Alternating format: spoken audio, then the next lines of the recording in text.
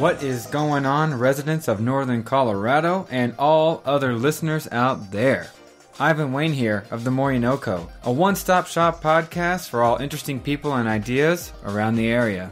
Today's guest is Iver Marjerison. What could not be said about our guest today? This guy tries it all. We start by covering his book about the food of Fort Collins, but we quickly unravel the fascinating list of projects that Iver is involved in. I don't think you're going to be able to predict all of the things that today's guest is up to. He's a fast talker. Try to keep up. Let's do it. Here I sit on campus at Front Range Community College with Iver Marjerison, the author of the Foodist Bucket List, Fort Collins. How you doing? Doing pretty good, man. Thanks for having me on the show. Yeah, thanks for joining us. We sit here in the Harmony Library at a public study space, so we're going to make it work. Yeah, I'm excited. So, the Foodist Bucket List, Fort Collins. This is a book that people can pick up in the area in bookstores. Yeah. So it's kind of like a guidebook, I guess, but really it's a bucket list. So it's 100 things to eat and drink in Fort Collins. So a lot of times when people talk about they talk about top restaurants or places to go, but my book talks about specific items, which makes it a little easier. Like if you go to a good Italian restaurant, you order the wrong thing, it's not a good experience. So my book, instead of saying where places to go, it's like have the margarita here, have the coffee espresso cake here, specific items, bucket list, must tries in the Fort Collins area. And the book is, it's in local stores, it's on Amazon, so yeah. And these are 100 items, right? 100, yeah. And so what did this process even look like? How'd you even start this? So it starts with, being an eater in Fort Collins. I went to college here and stuff, so I knew some staples. I knew like the burrito spots that need to be in the book, but from there it's just talking to people, online research a little bit, but I just go to local people and just like what's the must-eat item? What's your favorite place for this or that? And a lot of eating. I just ate a lot of food, went to a lot of places, and Did you get some recommendations and you thought, I'm not really ready to put this in the book, so I'm going to try out a couple other things? Yeah, and that's kind of how it'd go. I'd go places and kind of feel things out, and it's just a lot of conversations, a lot of trying things. But when it comes down to it, when you ask the right question, you get the answer that you're looking for. When I say like, hey, where is the most unique drink that you've ever had in Fort Collins? It's not. I don't put like, oh, this place is good for steak. It's like I want something unique, something different, and those items are a little easier to find. So. I see. So you tend to kind of get the same responses from people. Yeah, and some things would come up over and over and over, like the Sad Panda beer from Horse and Dragon. It's like a coffee stout or something. Everyone in Fort, I must have had 300 people be like, you got to try this beer. And so it's in the book, but some of the other ones took a little more research and, but it was fun, yeah. So you published this, remind me, about 2 years ago? Yeah, about 2 years ago it came out, and I update it once or twice a year, kind of as restaurants go out of business and stuff, and yeah. Right, and just kind of fill different things in? Yeah, it's really not, it's not so much like new trendy stuff, because those restaurants, a new restaurant comes, you don't know, their menu might change, they might go out of business. These are supposed to be staples, like must-try bucket list items in Fort Collins. So I have some that were kind of, that didn't quite make the list, but were almost there. And as my other ones kind of filter out, I kind of work those guys in. And so it only, I would say every 6 months, 3 or 4 items maybe change, but it's not a lot. It's not a lot. Now, this may be a big ask, but you have 100 items in this book, and you published it 2 years ago. You're making new updates and edits. Do you have some favorites? If we have some listeners who are like, they're wanting to hear some top items. So I get that all the time, like the Instagram messaging. They're like, yo, where should I do this? I'm like, yo, this is a business, buy my book. No, I'm just kidding. No, I'm always happy to help people out. And on my Instagram too, like there's photos and I always have the locations. But the top things when people come to Fort Collins for the weekend, social, like the Speakeasy cocktail bar social is just like a must. If you get in there at happy hour and you get one of their happy hour price drinks, it's like a robbery to like be paying that price for what those people are doing. Like that place could easily hold its own in some of like the hippest San Francisco, New York. That place is incredible. So social is always on the top of the list. Nuance Chocolate, the little chocolate maker in Old Town, it's incredible. He's getting most chocolatiers buy a block of chocolate that's already melted, and then they melt it and add nuts to it, and they're a chocolatier.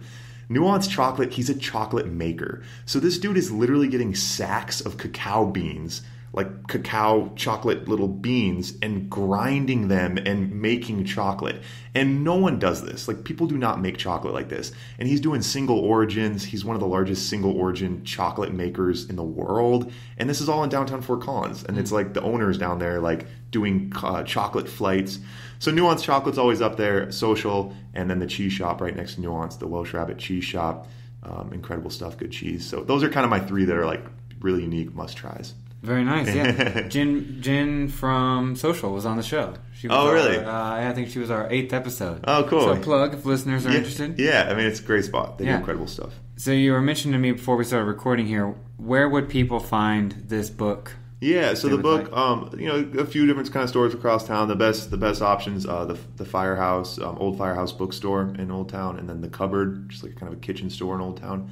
Both of those, and then it's also on Amazon. I love to support the local stores, but on Amazon, if you buy the book, you also get the Kindle version, which is on your phone, and then it's kind of like an app because you can click the restaurant and it opens it in Google Maps. So there is also an app, but Amazon, Old Firehouse Books. Right. Well, I definitely am going to pick up a copy. I have not ordered it yet, but being in Greeley, my time that I've spent in Fort Collins is a little limited. Yeah. And I definitely think that this type of book would be an awesome kind of like bucket list, a checklist to go and try new stuff. And that's what I'm kind of seeing, this new wave of like food, like the whole like kind of foodie thing going on. People, they eat more of like an activity. So what my book allows you to do is like, let's grab a drink here, let's get an appetizer here, let's get to dinner, let's get dessert. You turn it into kind of an evening, cross them off as you go, kind of makes it an adventure, Yeah, and it adds another dimension too, because we're going out with people that we want to enjoy, we'll have good conversation, catch up, maybe it's an old friend, and it'd be cool if you just add another layer to your hangout and say, hey, I got 2 or 3 places I think would be sick to try out. Let's cross some items off the bucket list. Yeah, exactly. Right. Yeah. How did you handle beer in Fort Collins? I feel like that's a battleground. And that was kind of the big problem, because you asked people for recommendations. I just kept getting recommended different beer. So what I did is I have kind of a page in there that has all the breweries, and then it kind of like puts them around town. So the idea is you can try them all, cross that item off by doing them all. There's a couple beers that did make the list. Sad Panda from Horse and Dragon. It's really unique, really good. And then the green chili beer at Coopersmith's. They have a green chili beer that's like really unique, but the other breweries are all just sharing one page, which is kind of sad, but it's how it had to be, Right, because they had to leave room for it could really be its own book. The beer bucket list could be its own book, but for now, I want to mention an aside. You have the same exact project, but you did it from Maui. Yeah, and so that's the idea. Is it's supposed to be a series. Right now there's only 2. I'm gonna try to. I have some other ones kind of in the works, but yeah. So it's the same book for Maui, Hawaii. My brother lives there, so I went and slept on his couch and went around the island, did the same thing. Dang. Yeah. So how was that experience? It was great. It was awesome. I mean, Maui's a very similar. Big food scene. People that go to Maui, they lay on the beach and they Yelp. They eat and they lay on the beach. So the book's been really well received there. People want to have that kind of activity. It's also, I really like agro-tourism and working in like farm adventures. So my book has some like tours and different things like that. And Maui is huge on that. There's like a sugarcane plantation that makes vodka. You can tour that. You can go to a goat farm. So I work in the agro-tourism as well. Mm-hmm. And the Maui one, it was a lot of fun. Yeah. Did you find it a little harder to get started in that market, having not lived there before? Or Maui's very small. It's a very small, tight knit. And my brother is like there, and he's like a big kite surfer, so he knew a lot of people, and I was able to kind of get involved with him. And it's the only food guidebook on Amazon for Maui. And so I'm the only person doing it. So my Instagram there is like the food Instagram. There's just no one was really doing it, so it wasn't. There was plenty of space for me to kind of move in. Right. So if you're going to Maui, pick up Iver's book. There you go. Read it on the plane. Yep. And that's like your one-stop shop. That's all you need. Do you have some favorites? I know it's not very likely that our listeners will be able to relate, but do you have any surprises or experiences from that book? The Maui one for sure. I'd say the agro-tourism, because the good food on Maui is everywhere. But to go up into the upcountry, kind of the agricultural area, you can drive through. There's a winery up there. There's a pineapple plantation that makes vodka, a sugarcane plantation. So going through and doing those farm adventures is definitely the thing to do in Maui. That's neat. Fun. It's fun. Did you, coming back to your Fort Collins Foodist Bucket List, Did you have any surprises? I mean, you were a CSU student. Yeah. Did you find anything that just kind of like came out of left field? I mean, honestly, everything. Because majority of my time at CSU, I was eating at Qdoba. Like, I like literally, I was just like, and everyone's like, oh, and it's just like, I didn't. My senior year, I started dabbling, but yeah, everything. Like, Fort Collins really just kind of opened up for me after I graduated. And but the Colorado room, the poutine at the Colorado room, like, no one serves poutine, and it's just like the best food. And the Colorado room like has all this different poutine. I could go on and on and on. There's so much good food in Fort Collins. Like you need the book. You need the book. Yeah, I mean, well, let's jump in. I did not know what poutine was till like a year or two ago. Yeah, do you mind explaining that for some listeners? So poutine, and it's kind of getting trendy now. There's like so poutine it's a Canadian dish. It's French fries smothered in gravy with cheese curds. Is the staple of it. People get fancy, they add meat and stuff, but it's basically gravy French fries with cheese. And it's just the ultimate, like, if you have any level of alcohol in your system, it's just the ultimate food. And so the Colorado room is like a poutineery, and they're way ahead of the curve. LA is just now starting to like have some cool poutineries, and that's kind of where food a lot of times starts, is on that, in California. And poutine's picking up, but Canada's really one of their few contributions to food, because Canada's not really known for good food, So poutine, though, got to go to the Colorado room, got to have some poutine. Right, and so this place in Fort Collins, the Colorado room, they specialize in poutine. Yeah, it's sort of like a dive bar-y music venue. They might have some like live music in the back. It's sort of an odd place, but they have really good poutine. They have like lobster poutine and buffalo poutine, and it's definitely a spot to be for poutine. Yeah. What about let's go with thing that jumps off your head for like a brunch? Yeah, I mean, and so the brunches too. I mean, the weekend brunches, some of just like the nicer restaurants, like 415 and stuff like that.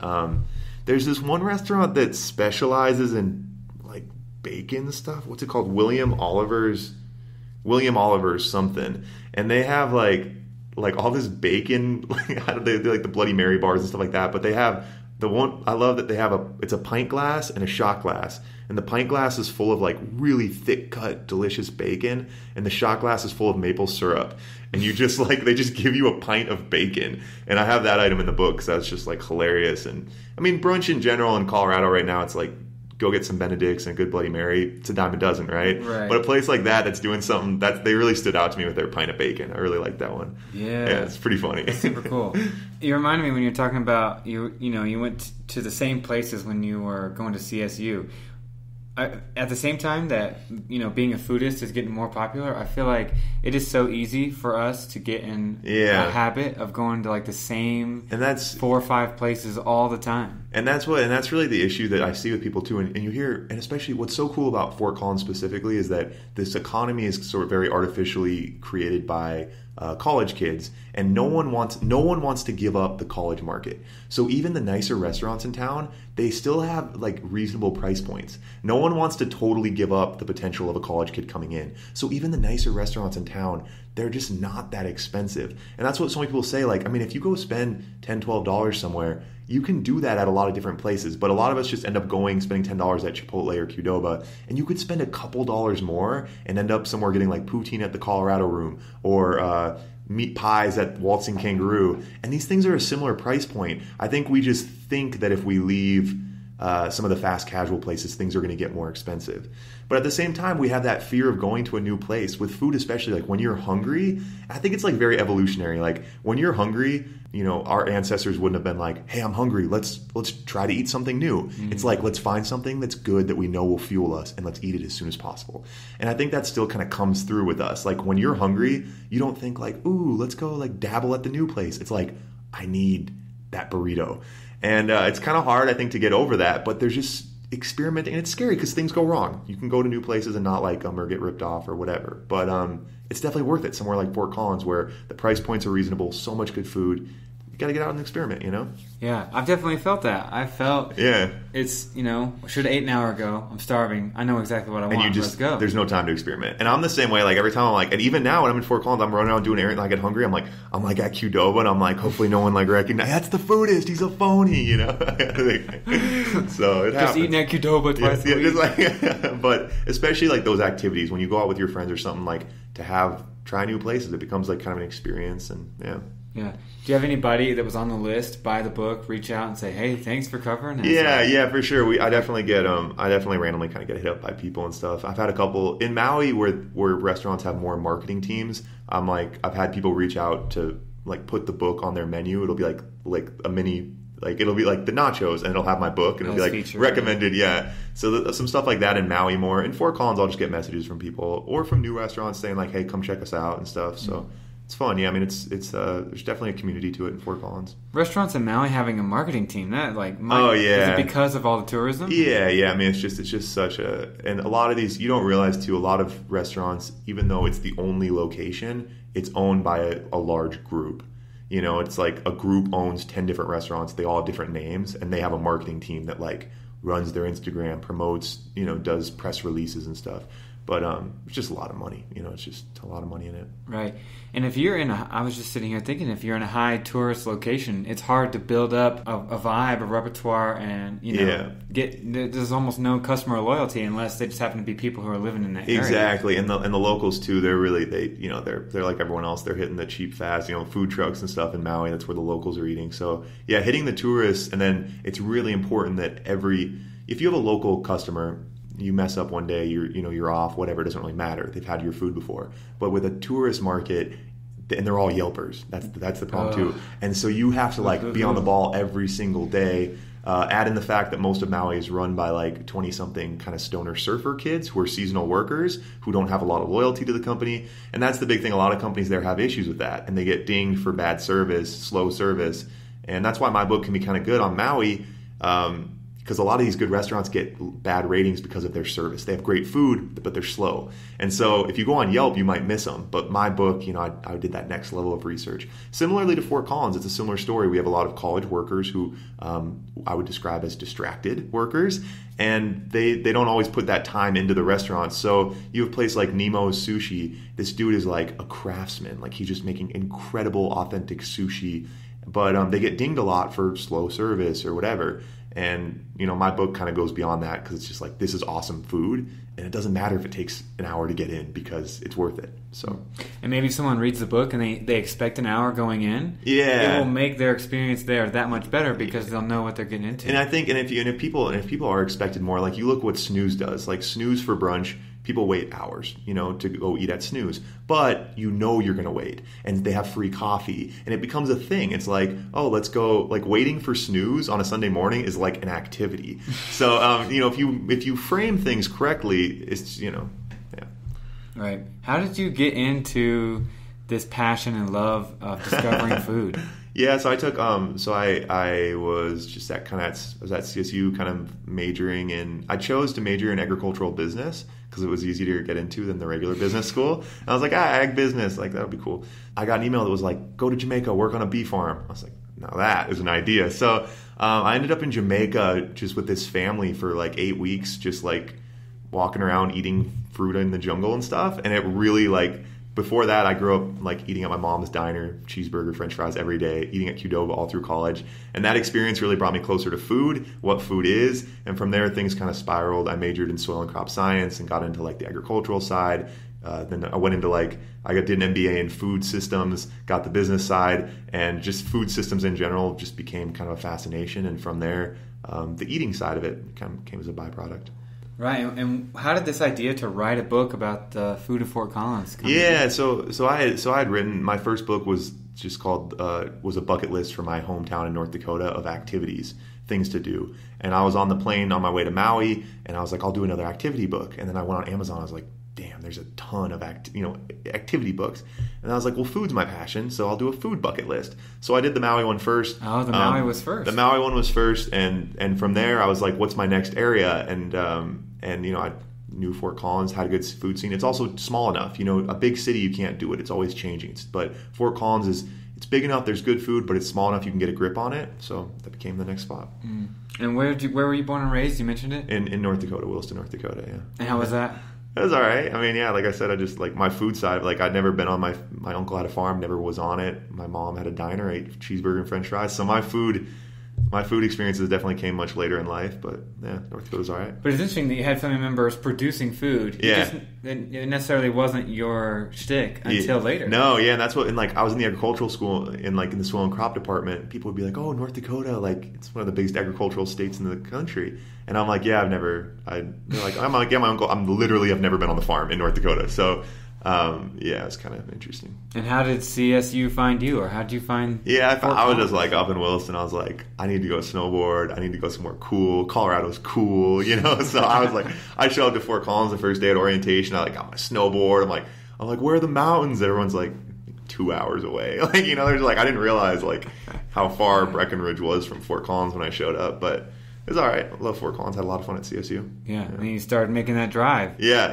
I did the drive. Yeah, but all my yeah, it was funny. I didn't realize. I thought like all of Colorado was like a mountain. You know, like I just showed up the first day of school. I was like, I thought we were gonna like snowboard in the backyard, but you know. Wow. So you got you got offered by CSU. You accepted and you moved, having never been here. Yeah, I didn't actually come to like. There's like that week where some people like come early and check it out or whatever. I just showed up like the first day of school and was like.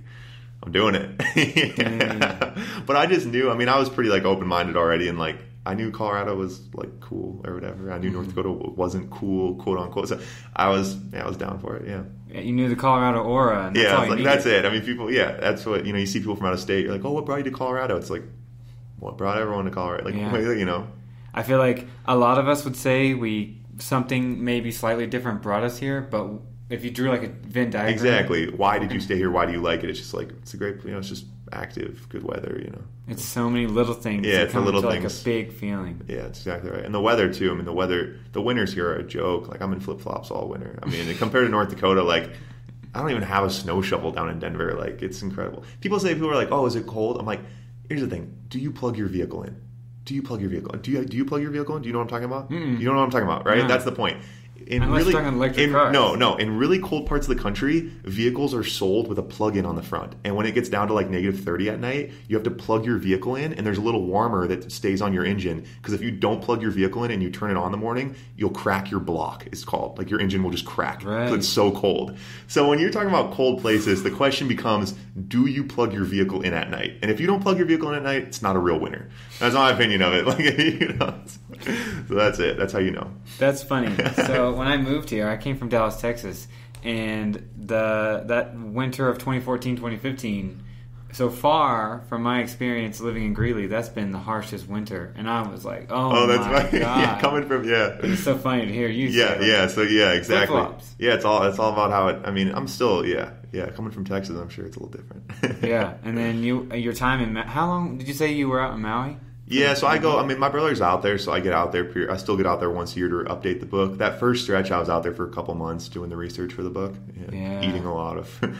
Yeah, you got to eat a lot when you're. The Fort Collins one's the same way. I did most of my research in a couple months, so I was like, I'd hit 5 or 6 spots in a day, and you just eat like 2 bites, and you have a cooler with you, and bring it back to your roommates, and you eat a couple bites, and they're like, oh, is the food? They're like, are you okay with it? I'm like, yeah, I just got to go to like 6 places. They're like, what are you talking about? I'm like, okay, thanks for the photo. I didn't even think about that, and the amount of cost associated with trying all this. Yeah, and that's why the research initially is so important, and I'm really good at asking the questions and figuring out. It's very rare. Like of the 100 items in my book, I tried maybe 130. You know what I mean? Like I have a very good ratio because, well, first off, and I tell people that too. I'm like, I didn't eat everywhere. Like I can't try everything, but I do really. I mean, I ask people like, where is the best burrito? And I ask a lot of people, and then so I kind of hone things in, but it's a lot of eating. But a lot of the items are drinks, like too. So not as bad. Appetizers. Most of them aren't like big entrees. So the costs, weren't so bad. It's all a tax write-off too, so it's kind of fun. And so it must have been a crazy time in your refrigerator. Yeah, and my roommates too. Like every night, I'd come home, just like open my cooler up, like just have all this, Yeah.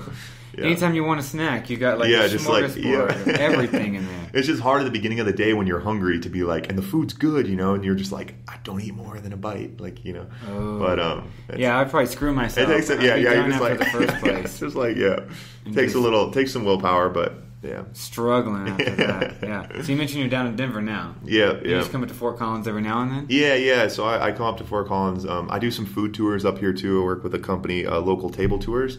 So I do tours with them, and then I also do my books. I was doing a radio show up for a while at KRFC, a food radio show too.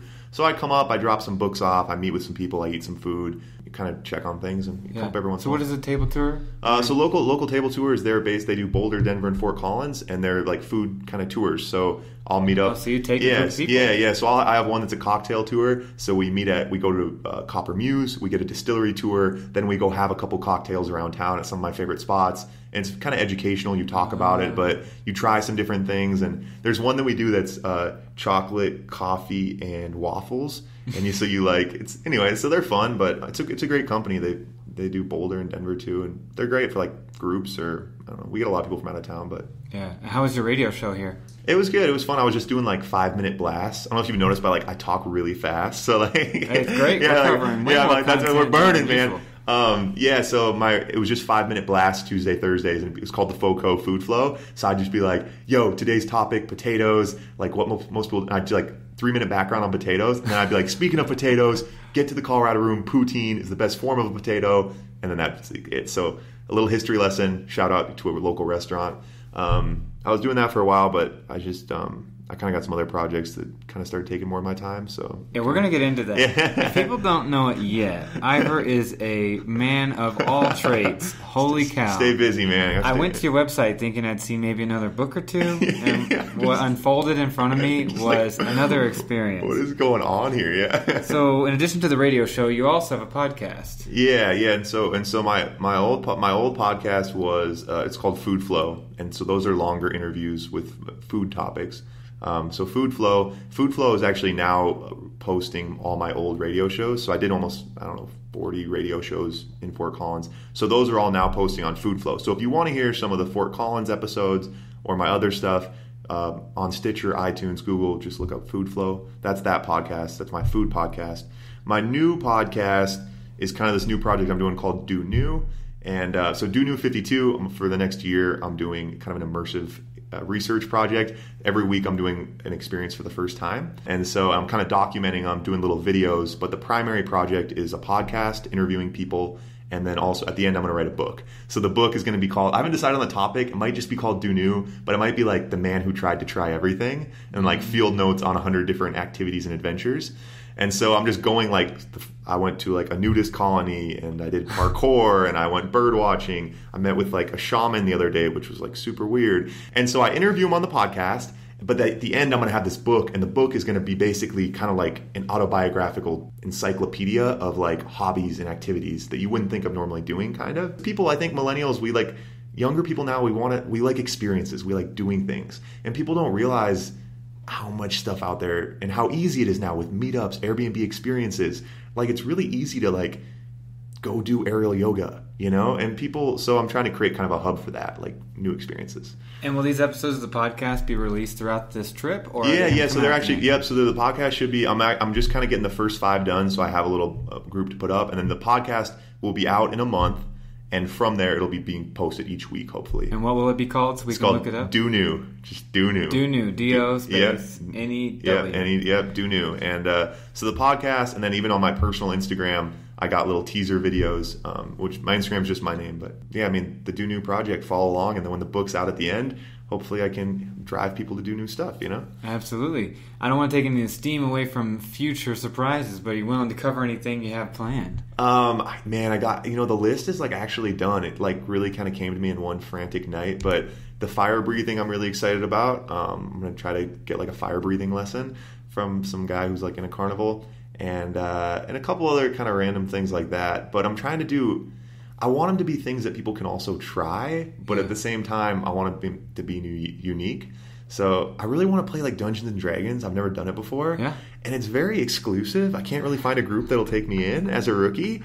But anyway, so. I think you might have to go to an in-person meetup, like a place that comes to mind in Greeley is a nerd store.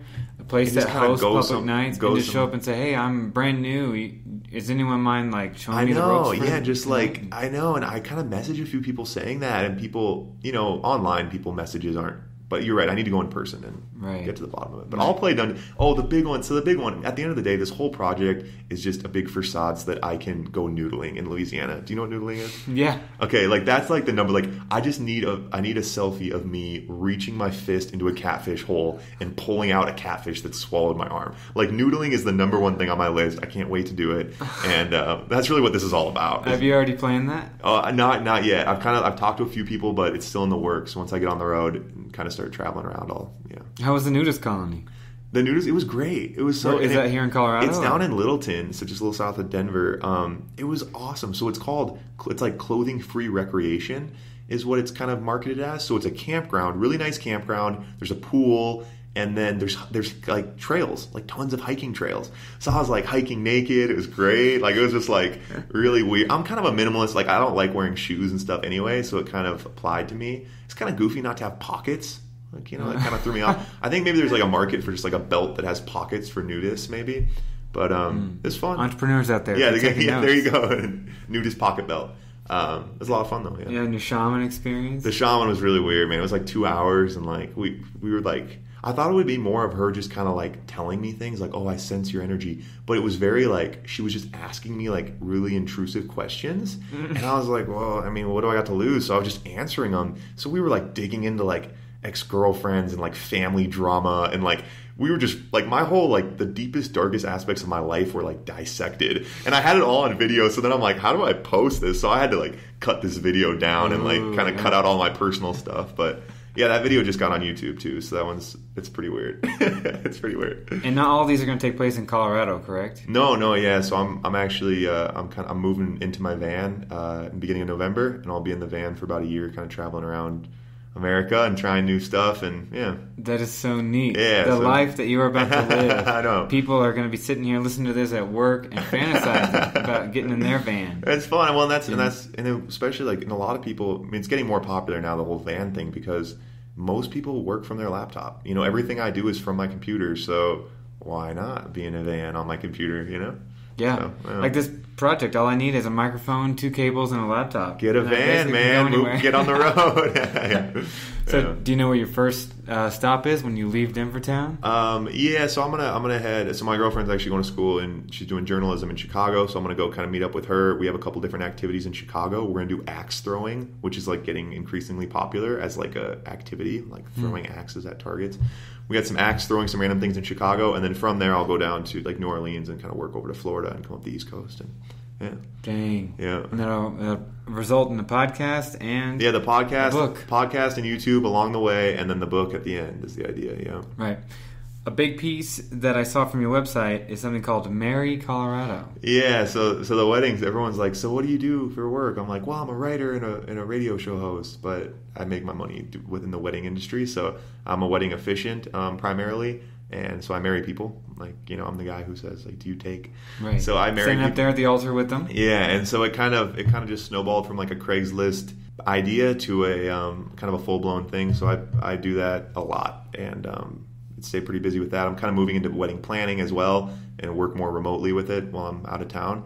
But I'm still planning weddings for next spring. I'll be back in Colorado, do some weddings, and yeah, it's a fun activity. How has that been?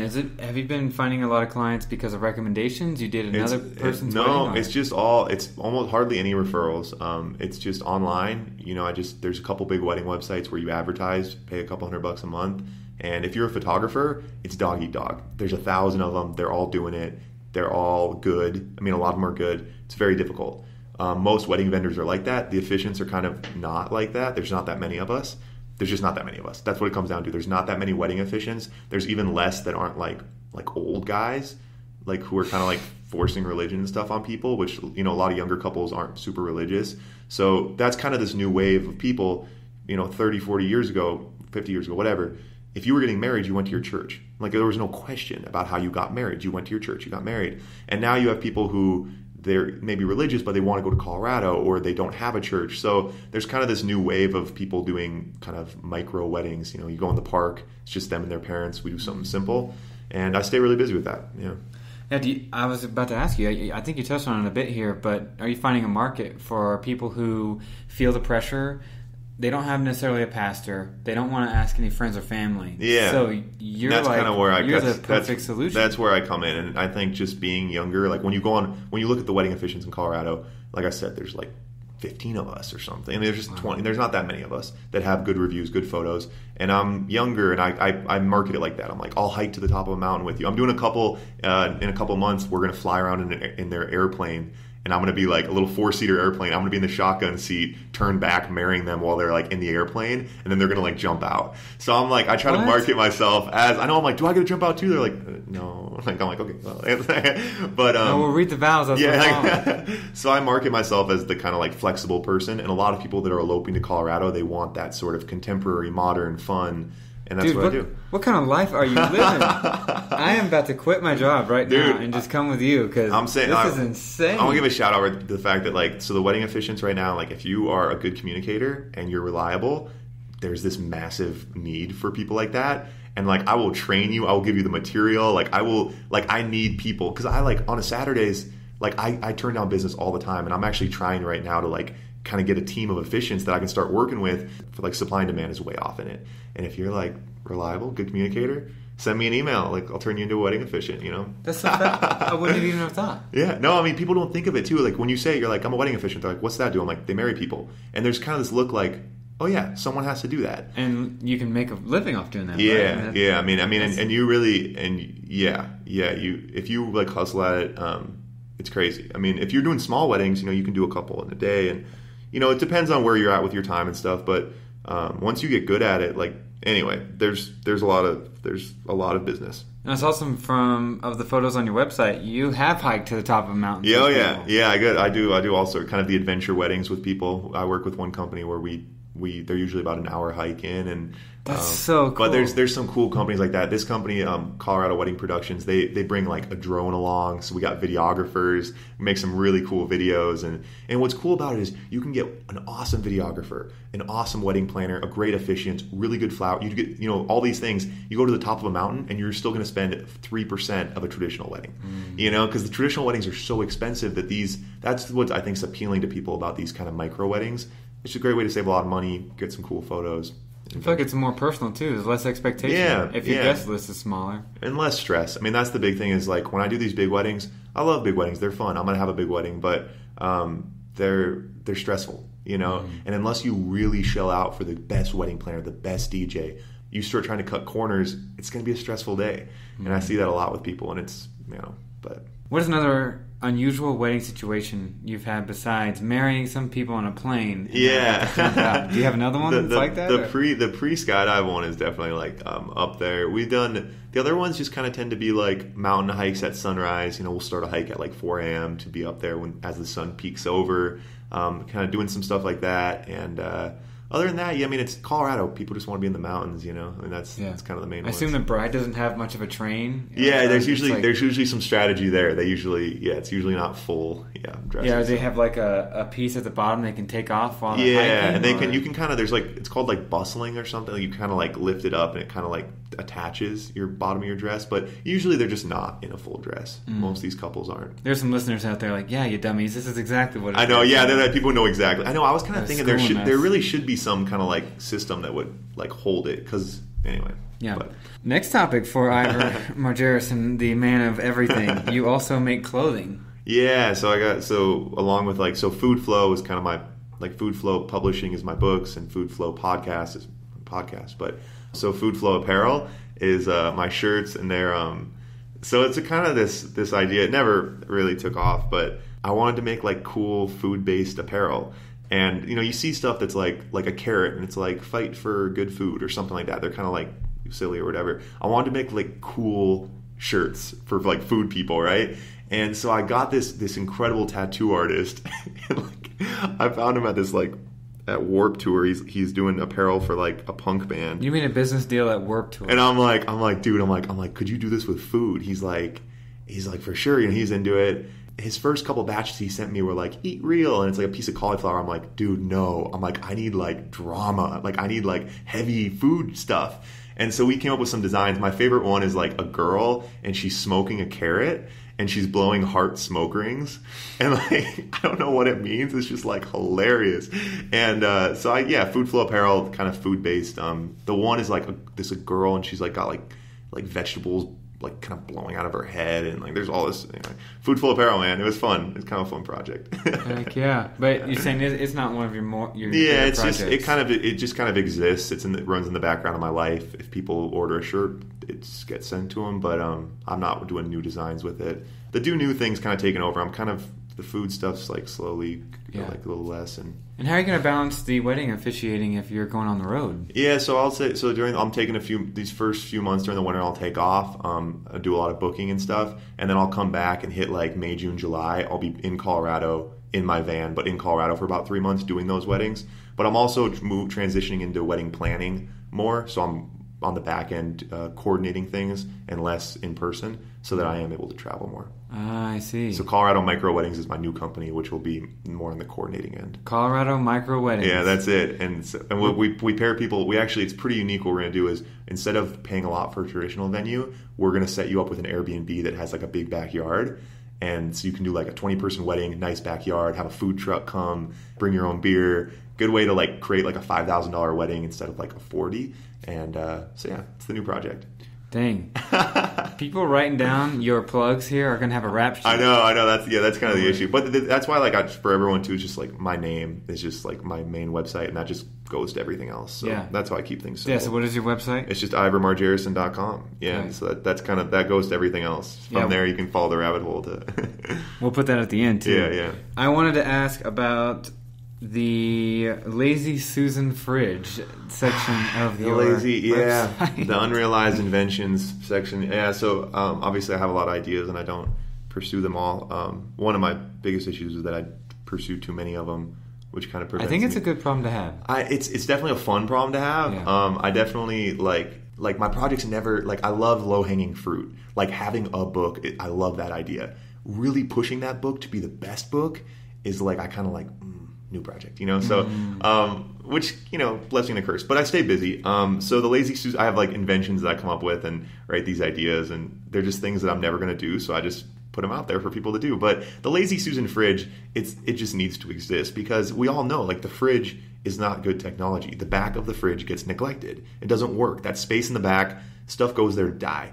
So a Lazy Susan fridge, it's got like the Lazy Susan, that thing that's in the corner of kitchens, if you don't know. Instead of a square platform in your fridge, you'd have a big circle, and then you could just turn it.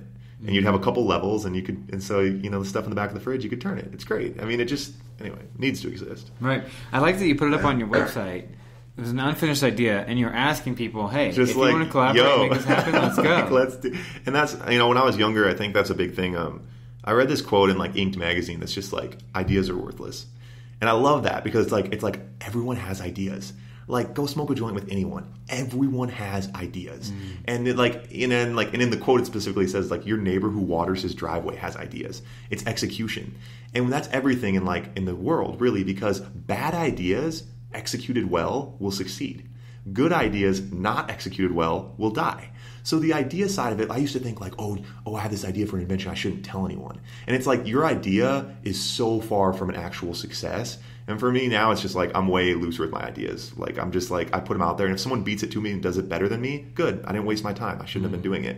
And with these inventions I have, the armpit sponge, like soak up your armpit sweat, wash them at the end of the day, put them out there. I'm not going to do them. Let them go into the world. And if someone wants me to help them, I'll help them, Very much agree exactly with what you said, that everyone has ideas, everyone has good ideas, but a lot of times, I'd say 99% of the time, those ideas stay in their head. Yeah. Or they'll try it for a little bit, maybe a week or two, and they say, not really for me. Exactly. And then they just continue on this path of being in the job that they're in. And they execute. I mean, that's what's hard, is to, actually do the things and to carry them out. That's where, Because that's the hard part. Yeah. Yeah. Like I said, ideas, man. I mean, you can go stumble around Reddit. Everyone's ideas everywhere, Yeah. I mean, it's like the idea for this podcast, when I first had it, it was kind of like this mystical aura. And then when I got to like episode 5 and 10 and 15, I was like, man, this is very different, actually, like trudging through the steps. How it kind of grows, traveling, recording, booking, and getting the mic in front of people, audio quality, turning around.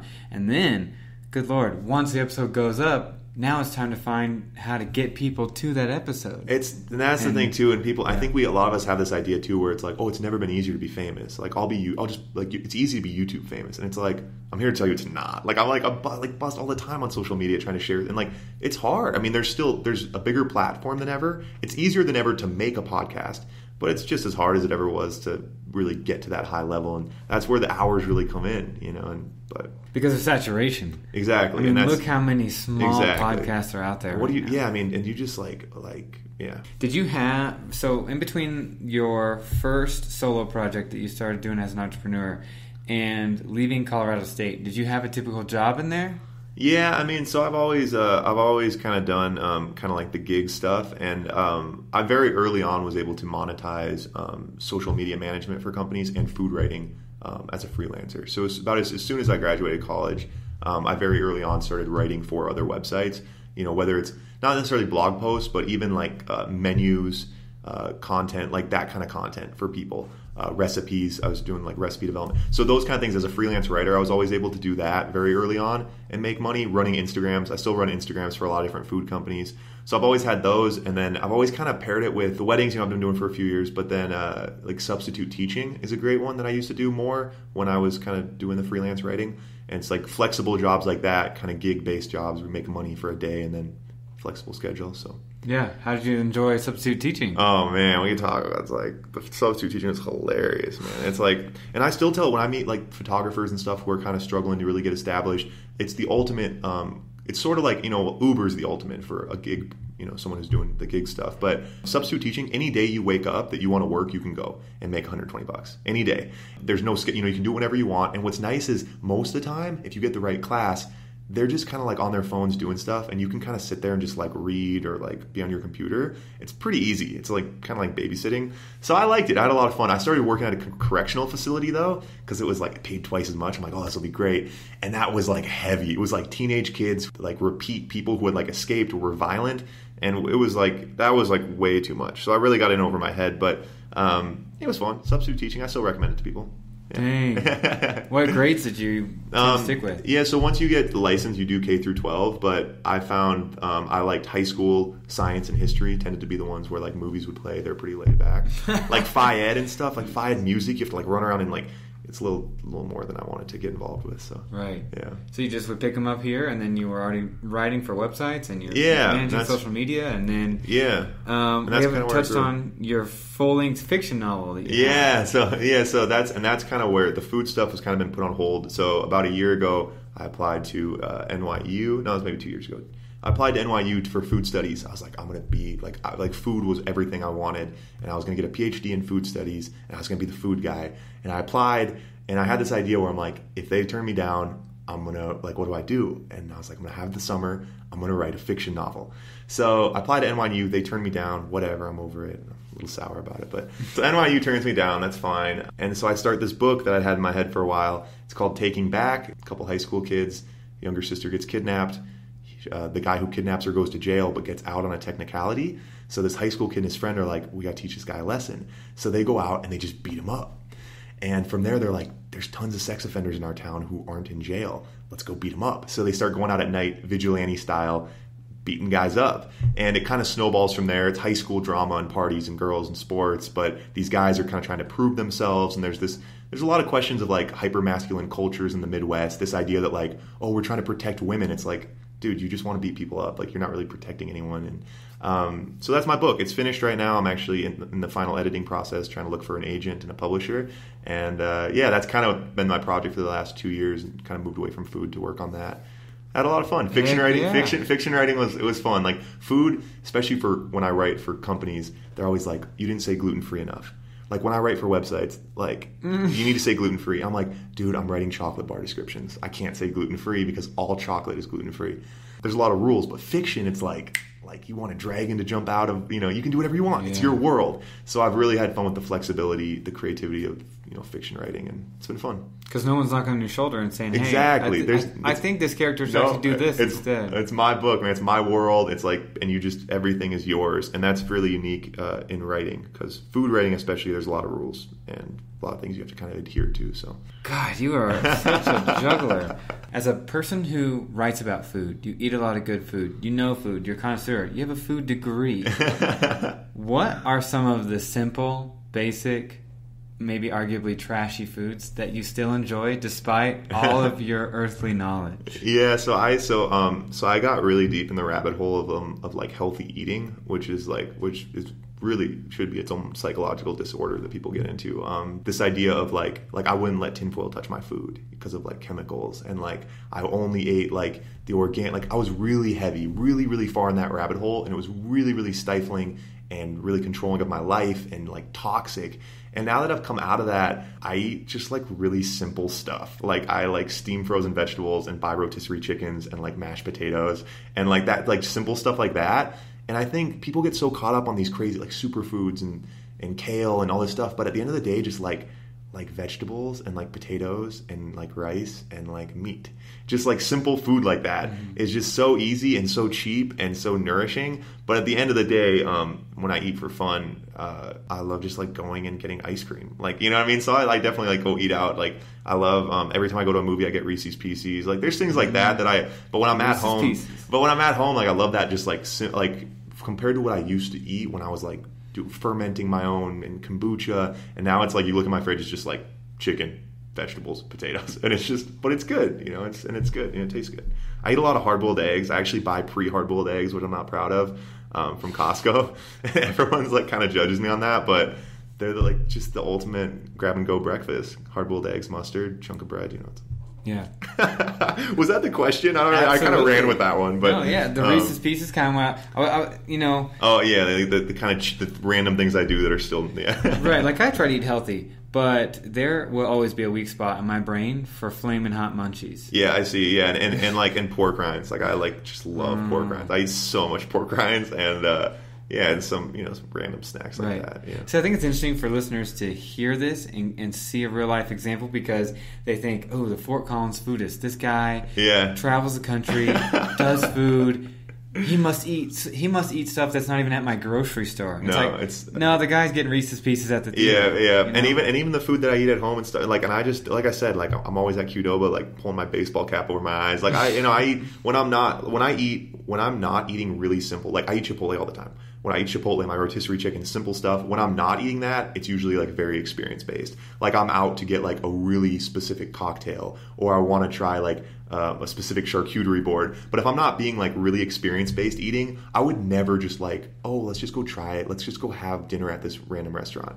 Like I wouldn't want that. I would want either like my own food, simple food, or like something really weird.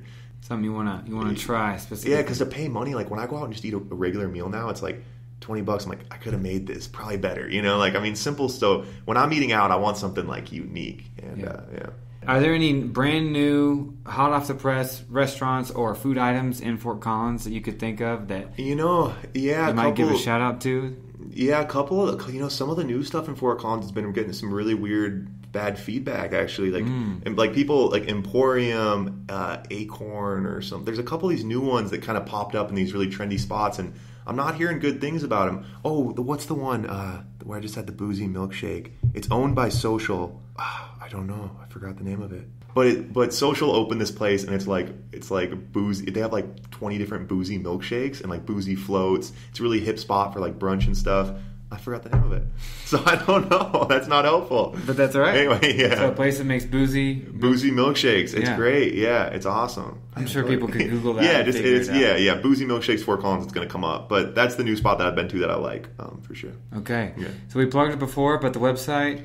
IverMarjerison.com, just my name.com. If you're on Instagram and you're in Fort Collins specifically, Fort Collins Foodist. Right. Is to find that. And that's how I linked up with you. Yeah, there you go. I found your Instagram account. I think you're a recommended friend, and I reached out, and here we are. Yeah, that's how it goes, man. Yeah, and so if they want to, I assume anything that we talked about today is somewhere on the website. Yeah, like I said, the website's the rabbit hole. Also, I'm like a super regular person, and my website's very easy to find. My email address, my phone number. If you want to be a wedding officiant, if you want to, like, if you have any questions about anything, wedding officiant specifically, I'd love to recruit you. But anything that I've said that interests you, or you want to have feedback on, or an idea, or you want help with, like, I know I want to be a part of it. So text, email, call, anyone. About anything. Sounds good. I hope you hear from some people. Yeah. Yeah, and thank you for your time. Of course. Thanks for having me on.